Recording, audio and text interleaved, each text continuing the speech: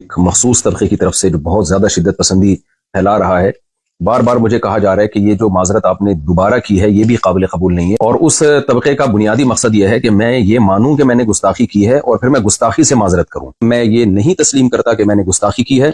جو غلطی مجھ سے ہوئی ہے اس پہ میں معذرت کر چکا ہوں. اور آخر میں جو متشدد قسم کے مذہبی اسکالر اتنی وضاحتوں کے بعد بھی اپنی عوام کو اکسا رہے ہیں کہ یہ سادہ لوح عوام جو واقعی نبی سے محبت کرتی ہے, میری ان سے گزارش ہے کہ آپ اپنے ان مذہبی لیڈروں سے کہیے کہ حضرت یہ قتل کا کام پھر آپ بنفس نفیس کریں. تو حضرت جنت میں جانے کا شوق صرف آپ ہمیں کیوں دلا رہے ہیں؟ آپ خود یہ کام کیوں نہیں کر لیتے؟ آپ خود جائیں, مفتی طارق مسعود صاحب کو آپ قتل کرنے کی کوشش کریں اور جنت کمانے کی آپ کوشش کریں. موت زندگی اللہ کے ہاتھ میں. جو رات قبر میں گزرنی ہے وہ قبر میں گزرے گی, جو زمین پہ گزرنی ہے وہ زمین پہ گزرے گی. لیکن ایسا نہ ہو کہ کچھ مذہبی متشدد قسم کے اسکالر آپ سے وہ کام کروائیں جس پہ قیامت کے دن نبی صلی اللہ علیہ وسلم آپ سے اپنا چہرہ پھیر لیں, اور آپ شو تو یہ کر رہے ہو میں نے نبی کے نام پہ یہ کام